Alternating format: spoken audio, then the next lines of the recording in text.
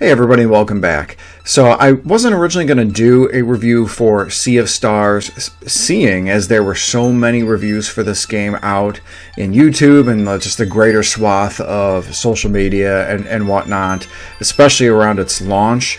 And this is probably is due to Sabotage Studios, the makers of Sea of Stars, really giving out so many different review codes. I, of course, didn't ask for one because I know I'm probably too small time to merit getting such a code. But, you know, maybe I'm underselling myself. Maybe Sabotage Studios would have given me one. I wasn't betting on it. But now that I've put 30-ish hours into the game and have completed it from start to the complete true ending finish, I've definitely got a lot to say about the game, so I just wanted to share that with you. And if you like what you see, make sure you subscribe and give the video a like if you also enjoyed it. Now, I can definitely tell that the game was made by people who grew up with playing and loving Chrono Trigger. There are many different references to Chrono Trigger in both like the gameplay itself as well as within the game itself too. Now, the gameplay is sort of like a mix between Chrono Trigger and, surprisingly, Super Mario RPG, both Super Nintendo powerhouse RPG games. The exploration on the field looks much like Chrono Trigger does, with two characters following the lead one, but there's interactivity with the environment that, while it doesn't have that in-depth isometric platforming of Super Mario RPG, still somewhat reminiscent of the many different like on-the-field abilities, plus like the little myriad of small jumps from one platform to another. Again, not as big as, not as in-depth as like Super Mario RPG had. The only one time that I had an issue with the exploration, which was when I got stuck at the Clockwork Castle level, where it let me jump up onto a gear, and then it sort of let me jump into this alcove because I was thinking like maybe this was like a hidden area, but I couldn't get out of it, and I ended up having to reset the game. Fortunately, the game autosaves whenever you go into a new, like a different screen, so I was able to pick right up from there. So that's great. Though do note there are books set by campfires where you can rest. That it is recommended you use that to save your game. Now, just like in Chrono Trigger and Super Mario RPG, the only way to exit an area is to go back to the world map where the player came from, or like the main entrance of it. So, and with all the backtracking that I had to do later in the game, I would have given the sun and or the moon for an exit or teleport spell. The story itself follows the main characters of Zale and Valerie. They are solstice warriors who were born in the village of Mooncradle and trained at the Zenith Academy to fight dwellers that appear in their world. And by doing so and defeating them, they prevent them from becoming world eaters. Now, crazy as it sounds, I'm not going to get into any greater detail than that because I don't want to spoil anything at all. To that end, that's why I'm doing the video with me in front of you versus just pulling solely from footage itself. Unlike my Trails of Cold Steel review where I didn't have any footage, I've got enough footage and then some from my gameplay, but some of it kind of gets into spoiler territory, and I'll do my best to make sure you don't see that here on the screen as I kind of accentuate the points. The story itself, though, is, along with the character development, is superb. A number of plot twists, from those that were expected to others that weren't, and maybe one or two that were, if you were well versed in Chrono Trigger like I was, sort of are tied to the story along the whole gameplay itself. Regarding the characters, there's not much depth to the main characters of Valere and Zale, beyond them being bored of their 10 years of training and their love of their friend Garl. But I feel like this lack of development to these two characters specifically is probably an intentional device by the developers to allow the players to immerse themselves in the world that the player is jumping into through Valere's and Zale's shoes. Now, the other playable characters in the party, such as Garl, are given plenty of depth and personality, and even a lot of the many of the named NPCs even see a lot of this depth and personality. It's a really good deal, and I did find myself feeling a lot of emotion on a number of the story points, both in sadness and in joy. The battle system is like an amalgamation of both Chrono Trigger and Super Mario RPG. A little heavier on the latter. And like Super Mario RPG, battles are turn-based, not active time battle like Chrono Trigger is. Regular attacks can be timed to dole out greater damage, and players can time blocks to receive less damage from enemies. While not exactly like Super Mario RPG, the party itself shares a total number of experience. Maybe that's kind of like how in Mario RPG they share the magic points, in that game flower points, but when the experience points hit down to 0, everyone in the party levels up, and where the Mario RPG part comes into play is where the player can select an additional stat to increase. Funny enough, I apparently wasn't getting the timed attacks for my characters, like standard attacks, for the first half of my entire gameplay. And that's because the timing really felt different from Super Mario RPG itself, insofar as it feels a little bit late to trigger. So, for example, Zale, as he's slashing his sword, I would hit the A button right before he slashes the sword if it was Mario RPG, but with Sea of Stars, it's as he's slashing his sword that actually triggers the timed attack. Now, each character has up to 3 different techniques which are learned during story beats rather than with levels that are gained.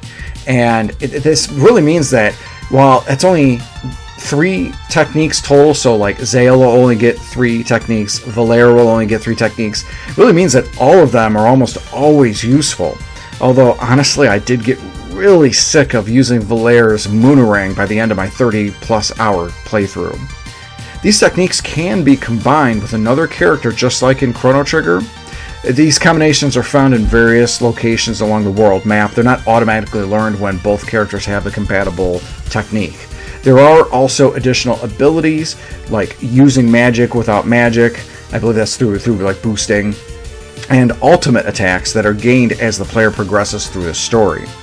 Each character's attacks and techniques have an affinity to them, and they can be used to break locks of enemies when they're preparing techniques themselves. So when the locks are all broken, the enemy doesn't perform their technique, saving the player damage, or perhaps the enemy from recovering itself or its allies, and the enemy has to wait until all the turns are taken again for them to once again act. Now, once I was running full steam with the battle system and a full party, I found the battles, and especially the bosses, to be more like a puzzle than anything. It really adds to the whole strategy and depth of the turn-based battle system, and this really encompassed a lot of preparation that I needed to have, in ensuring everyone had full magic points whenever possible, a full set of 10 prepared foods, and foods are prepared using recipes that are made at campgrounds or anywhere that there's a fire, and players can only hold 10 prepared foods at one time.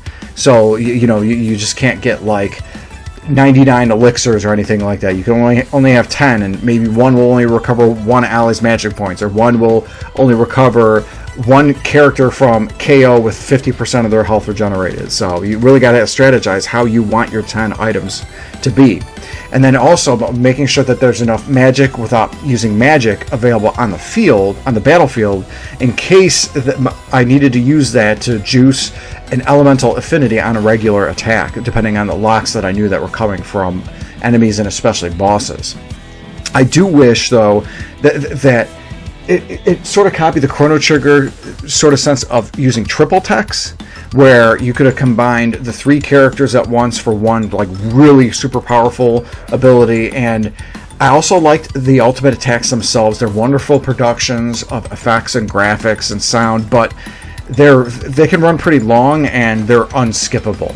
And really, it's just AoE damage, that area of effect to the entire battlefield, that, to my knowledge, there isn't any way to time it to make it increase in effect or hit point damage. Now, again, as I mentioned, Sea of Stars really is an homage to the hallmark 16-bit RPGs that are, of course, Chrono Trigger and Super Mario RPG. And side note, you don't see the 2 Super Nintendo versions of Chrono Trigger here with my little collection. That, of course, is because I've got it hanging up in the game room, and I've got a future video that'll be coming out at some point showing an updated game room tour. So again, feel free to check that out once I post it. But the overall aesthetics really lend itself to both Chrono Trigger and Super Mario RPG. Again, the characters and environments have like Chrono Trigger like proportions, especially like the character sprites. But with how colorful the game is, I really feel like that leans more towards Mario RPG. The character sprites are really expressive, full of personality, and they're able to give many of the characters the depth that one can appreciate from an RPG of this magnitude. Now, player characters in the party, as well as important NPCs, also have profile pictures that appear in their dialogue boxes, though only the player characters, the ones that the player can control in their party and battles, actually have portraits that express emotion. There's also even a Phantasy Star-like event where there are comic book type boxes that pop up at a point in the story, which is really relevant to what the story itself and the event that it's portraying is given. And intermixed within some of the story beats are animated scenes that are surprisingly well done and divest itself from any like anime type aesthetic, which is pretty surprising to me because the game again is an homage to like Chrono Trigger, which is based on Akira Toriyama's design, which he's of course known for Dragon Quest and Dragon Ball. There were a small handful of times too where the game sees itself briefly become like a shoot 'em up or shmup type game, and these are handled really well. I didn't see any slowdown, and sometimes it looks like bullet hell, but it is actually quite fair, especially with the maneuverability that the game gives the characters for these. The only issue that I noticed with the overall gameplay was loading times between areas, but this was most likely because I played it on the Nintendo Switch. My buddy FeralInferno has been live streaming it on his PS4, and I've noticed the load times for him has been significantly better. And there's going to be links in the description below to his live streams of Sea of Stars, so I definitely recommend checking that out, though beware of spoilers.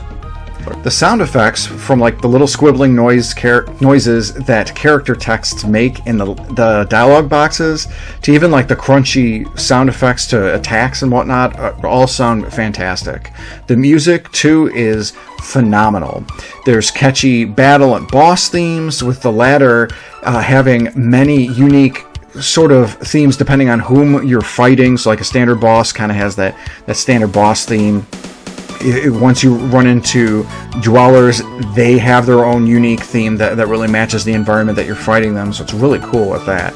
There's ambient music for dark and dank areas, which there's quite a lot of once you really join a certain merry band of pirates, and once you reach a destination there.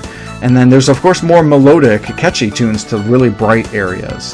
And one of my favorites is when the characters go to Mesa Island, and it shows and has music from another one of Sabotage Studios' games. Some of the themes themselves that played during the most impactful story beats really helped to drive the overall theme itself home, especially certain character themes that played. It was really amazing. Overall, I would give Sea of Stars a 9.5 out of 10. It has great 16-bit looking characters and environments, with the former being quite expressive, a fantastic story with a number of plot twists, and great music and overall sound. It's really a surprise to me that this could be made by an indie studio, although maybe I shouldn't be surprised since this is the same group that made the wonderful game The Messenger. And I also love the many references in Sea of Stars to that game, though of course both games are technically based in the same world. Like many of the best RPGs, Sea of Stars really made me think of the game's many themes and questions that it presented, like who is the true hero? The one that can use their power for good, or the one that can inspire dozens, hundreds, thousands to act and be better persons of themselves? Just like, who's the true villain? One that actively corrupts themselves and everyone around them, or one that sees all this going on, or sees the signs of that coming and does nothing? thanks again for joining me. You, of course, feel free to subscribe, like or dislike the video, and make sure that you ring that bell for notifications if you do subscribe. Let me know what you think in the comments section below if you've played this, if me talking about this or any of my footage that I provided sort of attracts you to play this. It is available on all major consoles. I definitely recommend checking this game out. And thanks again for watching, and have a great day.